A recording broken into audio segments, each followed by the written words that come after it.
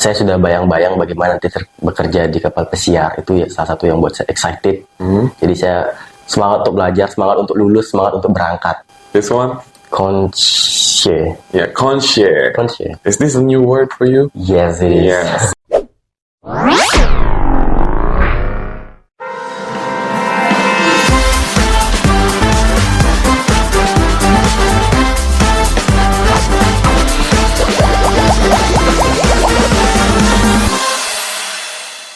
Hello Brothers, ketemu lagi barengan Mr. Rajib di Broadcast Moraja. Kali ini seperti biasa di Broadcast Moraja itu akan membahas topik-topik seru dengan para tamu yang sudah disiapkan oleh tim kreatif. Dan kali ini kebetulan kita kembali ya kedatangan salah satu calon writer yang siap untuk bergabung di Monarch Bali Singaraja, yang siap untuk mengukir prestasi pastinya di Monarch Bali Singaraja. Nah bocorannya nih untuk tamu kita kali ini di Broadcast Moraja, dia adalah salah satu lulusan SMK yang ada di Buleleng gitu ya. Dan pada saat kemarin dia sekolah di SMK itu prestasinya banyak banget. Dan yakin juga nih ketika udah gabung di Monarch Bali Singaraja dia akan menjadi salah satu siswa yang juga prestasinya oke punya. Nah namanya Justin sih, tapi kita nggak tahu dia itu sebenarnya ada hubungan apa dengan Justin Bieber dan juga Justin Timberlake. Lebih baik kita langsung aja tanya dengan Justin yang sudah ada di sebelah saya. Halo Justin. Halo Pak. Oke, sudah siap ya untuk ngobrol bareng? Siap. Apa kabar Justin? Baik Pak.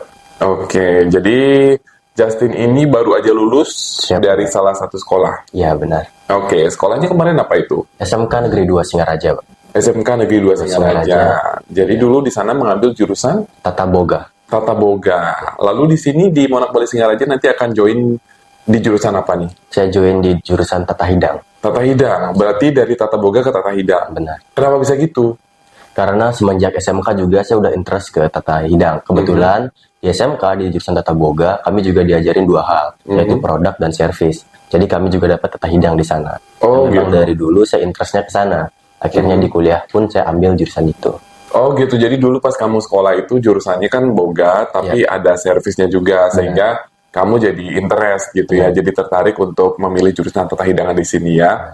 Oke, berbicara tentang Justin nih, seperti yang saya bilang tadi, Justin itu kan anak yang sibuk banget ya dulu ya, pas di SMK ya.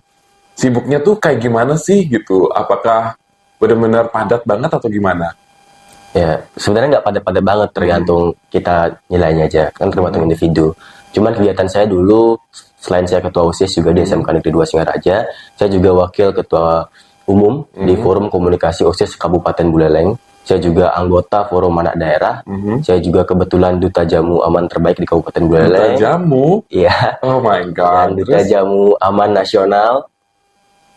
Untuk kesibukan itu aja sih. Oke, jadi lumayan banyak juga ya. Jadi tadi apa aja itu jadi OSIS? OSIS. Nah, yang jadi OSIS dulu deh yang di sekolah ya.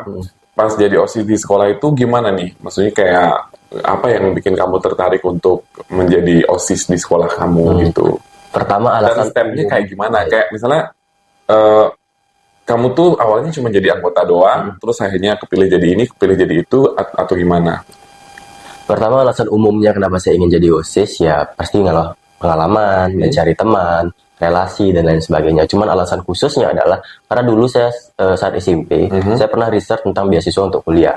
Ada beasiswa yang dikhususkan untuk ketua OSIS di beberapa PTN negeri. Jadi itu yang buat saya tertarik. Saya masuk SMK saya udah incer, saya harus jadi ketua OSIS nih. Saya sibuk, nggak boleh cuma sibuk doang, harus ada manfaatnya untuk diri saya. Saya harus gitu. Setelah itu saya ikut OSIS, saya tunjukkan yang terbaik memang untuk mengincar posisi ketua OSIS. Awalnya saya ikut rekrutmen di kelas 10, saya berhasil jadi wakil ketua OSIS 2. Akhirnya di kelas 11 saya naik, saya mencalonkan diri jadi ketua OSIS dan setengah terpilih. Oh gitu, jadi kamu terpilih jadi ketua OSIS di kelas 11. Sampai kelas berapa? Kelas 12. Kelas 12. Semester 1. Oh semester 1, semester 2 dilengserkan ya. Oke, berarti tujuan kamu untuk menjadi ketua OSIS itu nggak cuma yang sekedar biar ada title ketua OSISnya, biar populer gitu di sekolah, tapi ada juga hal lain yang kamu pengen cari yaitu manfaatnya. Siap. Nah, so far manfaat yang kamu rasakan untuk menjadi apa namanya, dari menjadi seorang OSIS, kemudian juga wakil ketua OSIS dan segala macamnya itu apa nih? Pertama, kemampuan saya dalam manage waktu tentu improve, Pak. Oh gitu. Karena saya dituntut untuk bisa ada di setiap kegiatan dan memberikan yang terbaik di setiap kegiatan. Oke. Yang kedua, cara berkomunikasi saya di depan publik tentu juga improve karena sehari-hari saya berkomunikasi di depan siswa yang jumlahnya juga nggak sedikit, 1000-an lebih. 1000-an lebih. Itu juga melatih saya untuk public speaking. Yang ketiga, saya juga terbiasa jadinya untuk kerja di bawah tekanan. Karena di organisasi, kita harus lakukan terbaik untuk visi bersama. Oke. Tentu banyak tekanan datang dari berbagai pihak.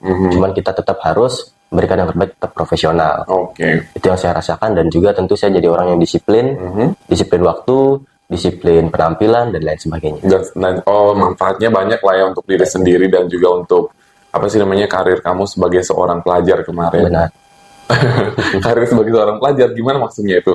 Tapi yang jelas gini nih, anak muda yang kayak gini nih seharusnya yang jadi contoh gitu kan ya. Jadi dia pengen menjadi sesuatu nggak cuman biar populer dan juga sibuk aja, tapi ada manfaat yang dia rasakan. Awalnya sih pengen dapat beasiswa itu ya, terus akhirnya ada manfaat untuk diri sendiri juga. Salah satunya adalah menjadi public speaker yang bagus gitu. Nanti bisa ngemsi untuk Monak Bali gitu, Monak Bali Singaraja, ya kan? Siap. Di event-eventnya kita ya.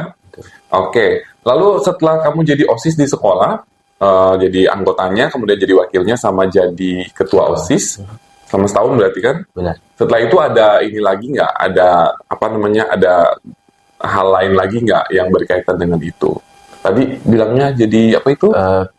Wakil Ketua Umum di Forum Komunikasi OSIS Kabupaten Buleleng. Nah, itu gimana ceritanya? Kenapa bisa sampai jadi masuk di daerah, maksudnya di lingkup kabupaten? Jadi OSIS di Kabupaten Buleleng, seluruh Kabupaten Buleleng itu dirangkup dalam satu organisasi lagi yang nama Forkom OSIS Kabupaten Buleleng. Itu gunanya untuk kita komunikasi lah antar OSIS, antar sekolah gitu. Jadi setiap sekolah wajib mengirimkan perwakilan untuk masuk ke dalam organisasi tersebut ke Buleleng. Saya masuk dan ikut seleksi juga untuk kepengurusan. Akhirnya karena saya selalu coba untuk yang terbaik, lakukan yang terbaik, sekarang saya mendapatkan posisi wakil ketua umum. Oh, wakil ketua umum. Mentoknya sampai wakil ketua umum? Iya. Belum bisa sampai lebih tinggi lagi? Sebenarnya takut juga cari ketua, karena saya takut malah yang di sekolah tertinggal. Gitu. Karena kegiatan juga nggak sedikit. Nah, kan kamu kalau yang di sekolah itu kan ada goal tersendiri kan. Nah, untuk yang di kabupaten ini apakah ada goalnya juga bagi kamu? Apa itu goalnya? Tentu saya nambah relasi. Pasti relasi se-Kabupaten Buleleng itu nggak mudah untuk dapatnya, dan dengan masuk organisasi ini ada kesempatan untuk saya mewujudkan tersebut, untuk membangun relasi sama teman-teman bahkan juga di luar kabupaten. Itu goal saya, untuk dapat banyak teman yang nantinya bisa membantu support mimpi-mimpi saya ke depannya. Oke, berarti untuk yang di daerah ini kamu lebih pengen meluaskan relasi kamu gitu kan ya, dan itu terjadi. Oke, kamu jadinya punya banyak teman, nggak cuma di sekolah doang, tapi juga di lingkup kabupaten, juga di luar itu. Iya, benar. Oke, keren sih. Jadi kayak melakukan sesuatu itu emang harus ada goalnya, nggak cuma yang sekedar ya seperti yang saya bilang tadi, biar tenar atau biar sibuk atau biar apa gitu kan, tapi juga ada manfaat yang dirasakan buat diri sendiri dan juga orang lain ya. Benar. Oke, atau mungkin yang sedang kamu, maksudnya manfaat dari yang kamu lakoni itu gitu ya. Nah, tadi sempat juga kamu bilang bahwa kamu apa tuh yang anak-anak itu? Forum anak daerah. Forum anak daerah itu kayak gimana itu? Jadi forum anak daerah, saya tergabung jadi anggota di forum anak daerah Kabupaten Buleleng. Iya. Jadi kami concern ke masalah-masalah anak yang terjadi di Kabupaten Buleleng. Misalnya ada kekerasan pada anak, ada pelecehan dan lain sebagainya yang menyangkut anak. Kami akan bantu untuk care sama mereka, untuk bantu melapor atas masalah yang mereka hadapi, dan juga bentuk bantuan lainnya yang bisa kami lakukan untuk mereka. Seperti itu. Jadi di sana aktivitasnya seperti itu doang. Seperti itu doang. Maksudnya, jadi aktivitasnya di situ kayak gitu ya. Iya. Nah, kalau pas yang di forum anak daerah ini, kamu udah sempet jadi apanya?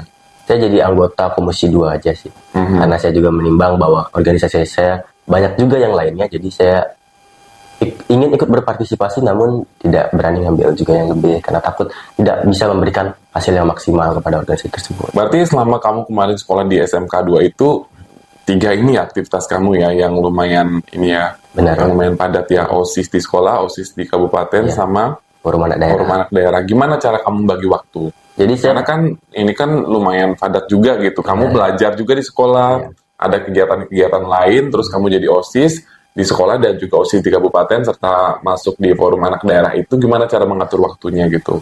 Biar nggak keteteran sih. Kalau saya biasanya ngatur waktu itu dengan namanya tabel prioritas, Pak. Berarti kamu buat kayak apa sih namanya itu? Apa sih itu ya buat Catatan gitu. ya buat kayak timetable. Ya, cuman jarang saya tulis tangan sih, lebih di pikiran. Oh Lebih gitu. pikiran ataupun ya catatan di WA aja. Gitu. Jadi saya tulis kegiatan hari ini atau 2 hari lagi apa nih, apa. Jadi saya tahu mana yang kira-kira bentrok, mana yang kira-kira berselisihan. Jadi saya bisa pilih yang mana harus saya prioritaskan dan mana yang bisa saya limpahkan ke orang lain atau memang kehadiran saya memang tidak begitu berpengaruh di kegiatan tersebut. Oh gitu. Jadi ya seperti itu cara kamu ya. Terus kan itu juga ini apa namanya dengan banyaknya kegiatan seperti itu di sekolah kemarin itu tentu kamu harus memiliki stamina yang oke dong. Siap. Gimana caranya membagi waktu untuk olahraga dan segala macamnya itu? Kebetulan saya olahraga rutin karena kecanduan juga mungkin karena dulu saya berat hampir 80, akhirnya saya coba olahraga dan kurus dan akhirnya saya suka dengan hasil tersebut dan kecanduan juga. Jadi setiap sore biasanya saya selalu sempatkan olahraga 30 menit, 1 jam, sesibuk apapun itu karena kesehatan juga nomor 1. Tanpa kesehatan saya nggak akan bisa menjalankan aktivitas tersebut. Saya selalu sempatkan. Jadi dulu kan kamu jadi OSIS di sekolah dan juga di daerah itu, di kabupaten maksudnya. Apakah itu nggak mengganggu aktivitas belajar kamu? Kebetulan enggak, karena seperti yang saya bilang tadi, saya prioritaskan hal-hal tertentu. Jadi saat saya belajar di sekolah, saya fokus belajar di sekolah. Saya fokus ya tanpa gangguan hal lain, karena menurut saya itu satu-satunya waktu saya bisa belajar untuk menyerap ilmu saya serap sebanyak-banyaknya dan keluar dari kelas saya baru memprioritaskan hal lain. Dan untungnya juga hasil belajar saya lumayan bagus. Saya sempat meraih juara 1 umum juga di sekolah. Wow. Juara 1 Keren umum. banget. Jadi ya bersyukur juga kepada Tuhan. Jadi kamu juara 1 umumnya itu dari kelas berapa? Kebetulan karena kelas 10 COVID, kita nggak ada juara 1 umum. Saya cuma dapat juara 3 di kelas. Kelas 11 kami mulai PTM. Saya dapat juara 1 umum seangkatan. Kelas 12 saya dapat juara 4 umum juga. Jadi yang kayak gini nih Mr. Rajib Demen gitu kan ya. Jadi nggak cuman apa namanya juara di hati ayang aja ya gitu ya, tapi jadi anak muda itu juga harus ada prestasinya, entah itu di lingkup sekolah sebagai juara kelas sampai kabupaten dan segala macamnya juga. Kayak Justin ini keren banget ya, sampai ini loh bener-bener dengan begitu padatnya aktivitas dia juga berhasil menjadi juara-juara gitu, keren banget ya. Oke, terus dengan apa namanya tadi kan sempat kamu cerita kamu juga jadi model ya? Iya betul. Itu gimana ceritanya? Jadi waktu kelas 10 kan COVID, jadi siswa jarang banget ke sekolah. Iya, Sedangkan kita ada lomba modeling yang masuk ke sekolah.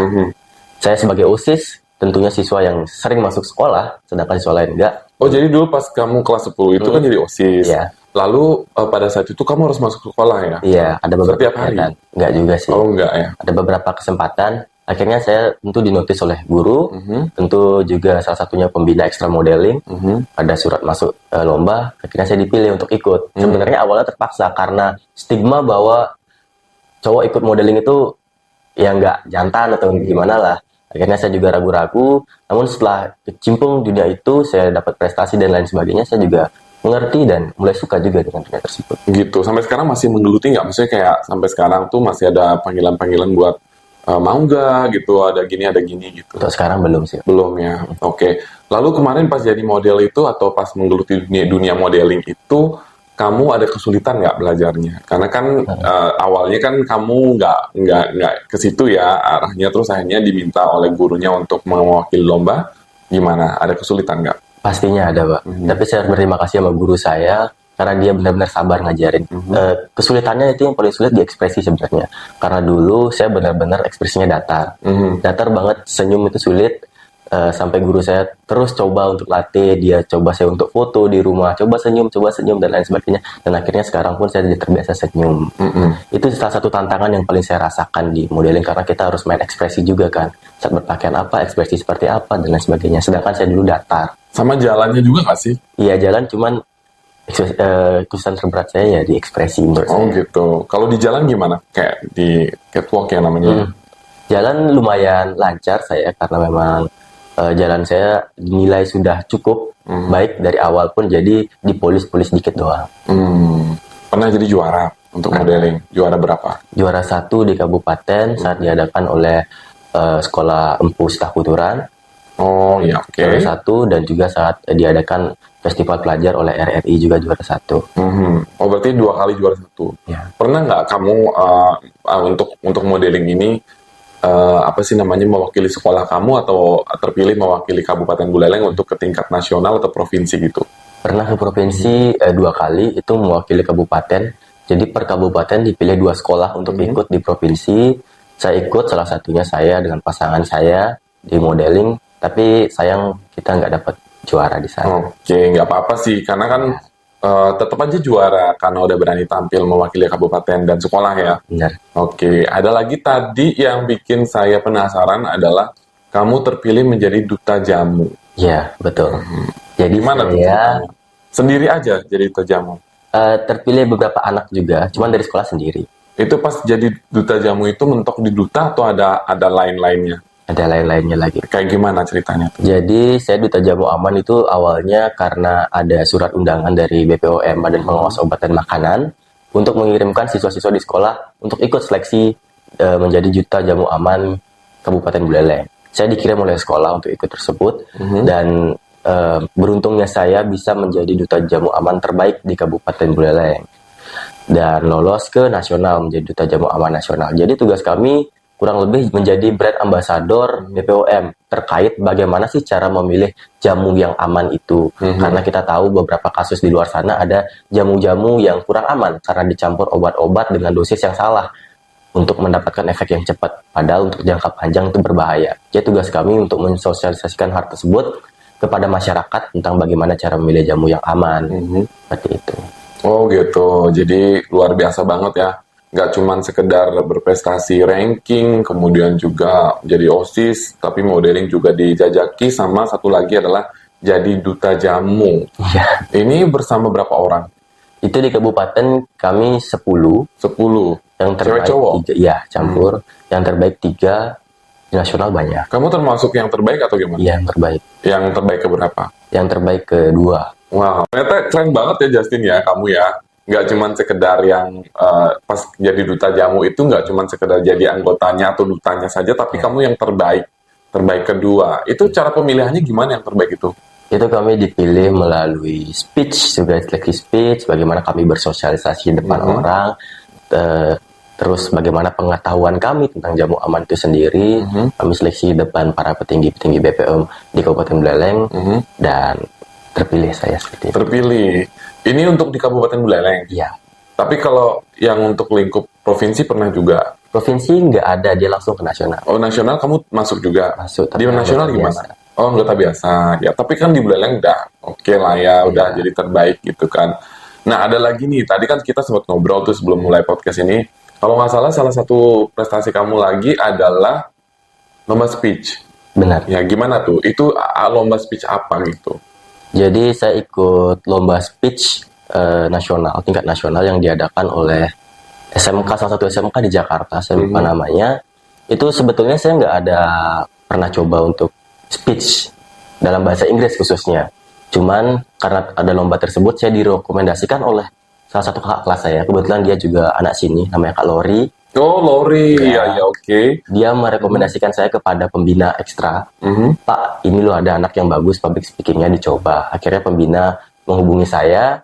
Kebetulan saya juga cukup bisa berbahasa Inggris, jadi saya coba juga, kenapa enggak, kesempatan. Akhirnya saya tunjukkan yang terbaik, dan Sungkara lolos untuk tahap finalis di nasional 10 besar, namun gagal di final. Oh, ini untuk tingkat apa nih? Nasional. Maksudnya untuk SMA, SMK? SMA, SMK. Oh, tahun berapa itu kejadiannya? Kejadiannya dong. Tahun berapa? 2022 atau 2021, saya kurang ingat. Pokoknya saya kelas 11. Oh, kelas 11. Mungkin 2 tahun yang lalu ya? Iya. Mungkin 2022? Iya, mungkin. Iya kan? Kan sekarang 2023 baru lulus kan? Mungkin 2022, 2021 gitu mungkin ya. Masuk 10 besar, melawan berapa orang? Itu berapa anggota nasional? Ratusan kalau nggak salah. Akhirnya Ratusan. diseleksi jadi 10 besar untuk masuk final. Ratusan ini dari mana? Dari seluruh Indonesia. Seluruh Indonesia. Itu tahapannya gimana sampai kamu akhirnya bisa 10 besar? Jadi waktu ini masih juga suasana COVID. Jadi kami lomba itu Online. by Zoom. Jadi diseleksi dulu tahap kualifikasi. Kita Zoom speech, membawakan speech yang telah kita buat dengan tema apa saya lupa tentang tema yang sudah kita buat selama 5 menit kalau nggak salah. Setelah itu ada pengumuman untuk yang lolos ke nasional. Di nasional itu kami lombanya juga Zoom, namun kami buat teksnya itu langsung dengan waktu kalau nggak salah 20 menit kami buat teks langsung bacakan. Tapi nggak boleh dibacakan pakai kertas teksnya, harus dihafal. Oh gitu. Ya. Jadi kami rekam itu Zoom, kita buat teks. Setelah sudah buat teks kita sampaikan. Saya digagal di sana. Seolah-olah kamu sedang emang speech yang tidak menghafal gitu kan. Tuh. Berapa babak itu? 2. Dua babak berarti yang babak kedua ya kamu gagal ya. Oke, harusnya kan bisa babak berikutnya lagi ya. Tuh. Oke, tapi udah keren loh dari ratusan dari ratusan itu kamu bisa jadi 10 besar terbaik. Wow, luar biasa banget. Ada lagi nggak yang lain? Itu aja sih. Itu aja. Oke, jadi Justin tuh udah menceritakan tentang prestasi yang dia ukir selama menjadi seorang siswa di salah satu SMK di Kabupaten Buleleng, SMK Negeri 2 Singaraja, dan pada akhirnya dia memilih untuk bergabung di Monak Bali Singaraja, memilih jurusan Tata Hidang ya. By the way, kamu boleh deh mungkin sharing tips-tips gitu ke Brighters ya, atau mungkin yang nonton kita di podcast ini, biar nanti mereka juga mau berprestasi kayak kamu, nggak cuman yang misalnya kemampuannya baru 65 gitu. Terus dia memang ada minat untuk meningkatkan kemampuannya jadi 75, nggak cuma yang sekedar aja, tapi juga lebih all out gitu. Mungkin apa nih tips kamu untuk para penonton gitu? Tips yang memang bisa dijadikan inspirasi lah. Kalau hal yang selalu saya pegang dalam hidup itu adalah selalu lakukan yang terbaik. Di bidang apapun itu selalu lakukan yang terbaik. Karena kamu nggak pernah tahu kesempatan datang dari mana. Kadang kesempatan datang dari pintu belakang sebagai sebuah masalah. Sehingga banyak orang yang nggak sadar bahwa kesempatan itu sebenarnya udah datang loh. Cuman kita nggak sadar, kita anggap itu sebuah masalah. Karena kita kurang melakukan yang terbaik dalam suatu bidang. Jadi apapun bidangnya, apapun yang sedang kamu lakukan, sedang kamu coba, lakukan yang terbaik.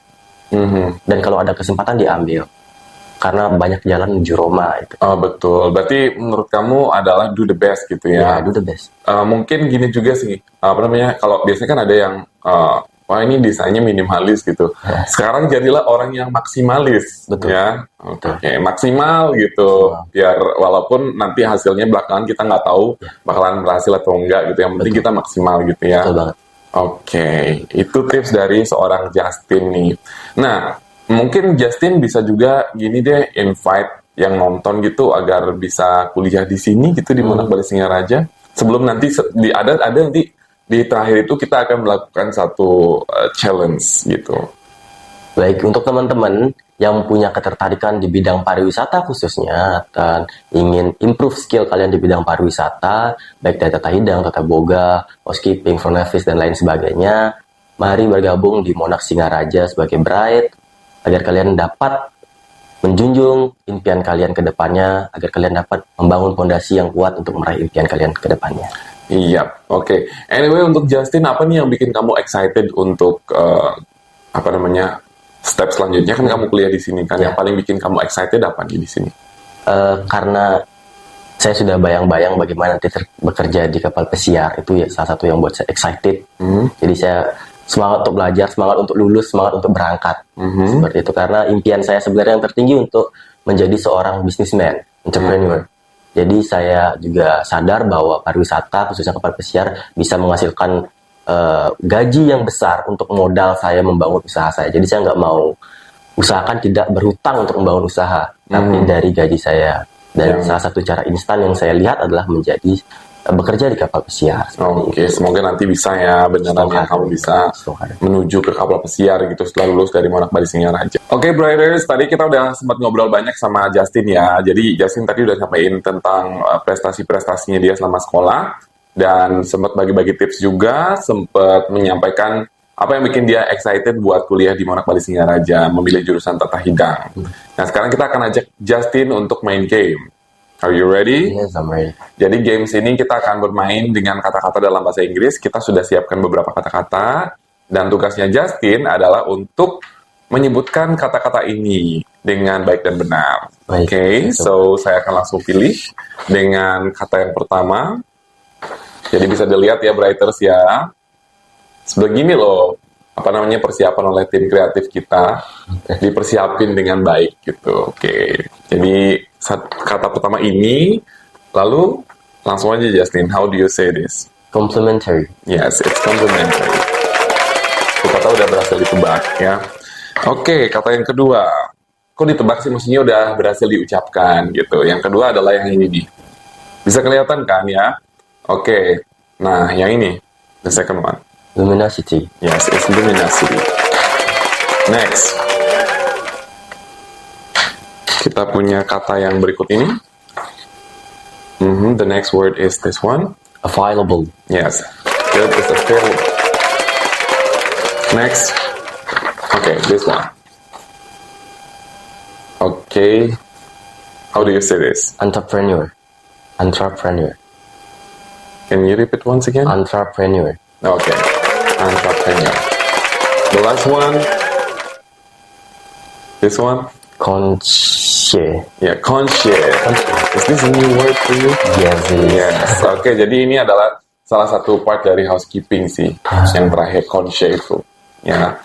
Oke, sekarang kita udah sampai di part terakhir nih dari Broadcast Moraja. Justin boleh sampaikan kayak closing statement kamu deh gitu. Untuk para penonton yang sedang menyaksikan Broadcast Moraja. First of all, it's my pleasure to be here. Oke. It's such an honor. Sebuah kehormatan untuk saya bisa diundang ke sini untuk ikut menjadi salah satu bintang tamu di acara podcast yang ada di Monak Bali Singaraja.